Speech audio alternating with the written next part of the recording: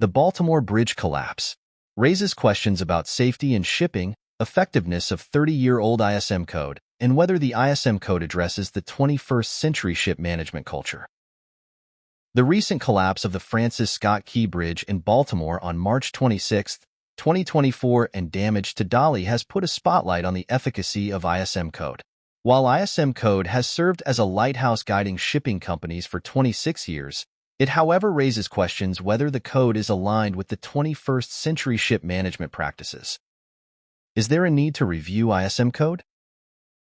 This presentation addresses the safety needs of the shipping industry in the aftermath of the Baltimore Bridge accident. FSK Bridge and Dolly incidents should not go in vain. Ship management origin and culture. Top 10 ship management companies manage about 12% of the global fleet, and the remaining ships are managed by smaller ship management companies. The compounded annual growth rate of ship management companies is expected to be over 11% in the next 10 years, $926.4 million in 2022 to $3,007.8 million by 2033, which is a compound annual growth of 11.3% from 2023 to 2033. Exploitation of ship management companies.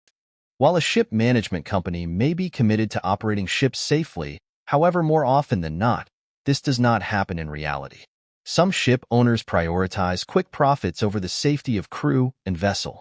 Ship owners expect the ship management company to do the dirty work of undertaking the challenging task of managing a vessel that may not be seaworthy or safe for operation. When a ship management company raises safety concerns, it recognizes the potential business risks involved.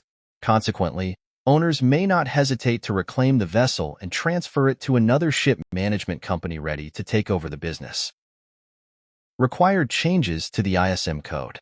6 changes suggested to the ISM code in this presentation are primarily meant to increase stakeholders' accountability, empowerment, responsibility, the plan, do, check, and act leads to continuous improvement. Appointing designated owner's representative. First change, designated owner's representative. Since managers in a ship management company, including the DPA, tend to sweep issues below the carpet due to various reasons. To make an owner accountable, the owner shall appoint their own representative to monitor activities of the owner's vessel. Owner will be compelled to act and will not take cover under fault and privity.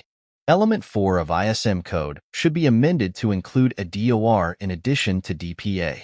Where an owner is managing owned ships through their own ship management arm, the DPA and DOR may be the same person. Chief engineer to be empowered. Second change, chief engineer to be given overriding authority. Ship's machinery and equipment is the heart and soul of the vessel. For all issues relating to machinery and equipment, the chief engineer should be authorized to exercise such overriding authority to stop a vessel from sailing till repairs are completed or divert a vessel to a port of refuge for carrying out urgent repairs and maintenance critical to the safety of the vessel. Element 5 of ISM code should be amended to define chief engineer's overriding authority, similar to that of the master, for all issues relating to critical machinery and equipment. Owner to be 100% in the communication loop.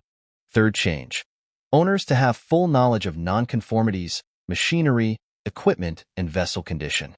While there is no such thing as a perfect ship, however, the last thing owners wish to hear is about repairs, breakdown, and nonconformities or high-risk situation. To get the ship owner in the loop, the ship management company shall communicate to the owner and owner's representative nonconformities related to crew, vessel, machinery, and equipment. Element 10 of ISM code to be amended to make ship owner fully responsible for the above.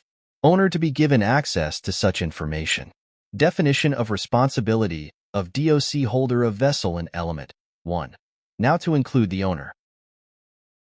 Charterer to consider ship's condition. Fourth change. Charterer to be informed of vessel's condition. Charterer to be informed of a vessel's poor condition and the need to carry out urgent repairs. There is a tendency of a charterer to exercise punitive action, such as canceling future business options, besides off-hiring the vessel.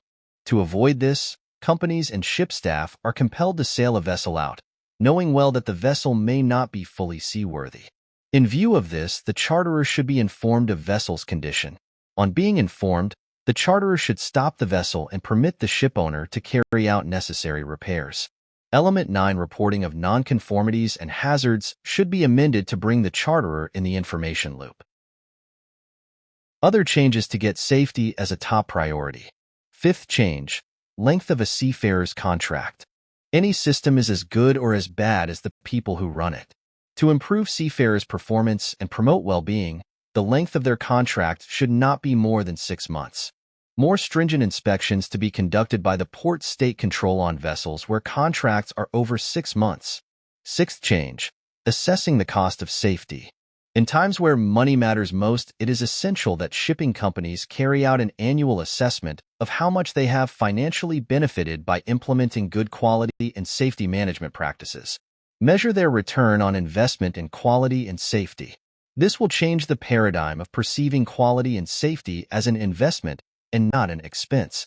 Ref to ISO 10014 guidance for realizing financial and economic benefits. How will such changes improve safety on ships? Will ensure committed involvement of the ship owner. Improve the chain of accountability among other stakeholders. Crew retention, wages, and well-being will be a priority. Stakeholders can't get away under fault and privity. Substandard ship owners have to take action or face liability. Will increase transparency in ship management practices. Background of author, Captain Single. A freelance marine consultant with over 40 years of industry experience. Indian national with Singapore residency. Authored the first book on ISM Code published in 1998.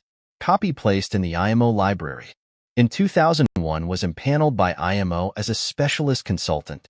In 1997, Malaysian Royal Navy invited him to conduct seminars for naval officers on ISM Code and ISO standards. Elected in 2016 as a non-company independent member of the Singapore Shipping Association. Was elected as a council member of the Nautical Institute, London in 2016. His papers have been published in various international journals in London, Singapore, Geneva, and Hong Kong. By not dwelling in the past, we can lose an eye. By forgetting the past, we'll lose both eyes. Thank you for attention. Contributions by Mitra, Rodrix, Sengupta, and Uni Krishnan.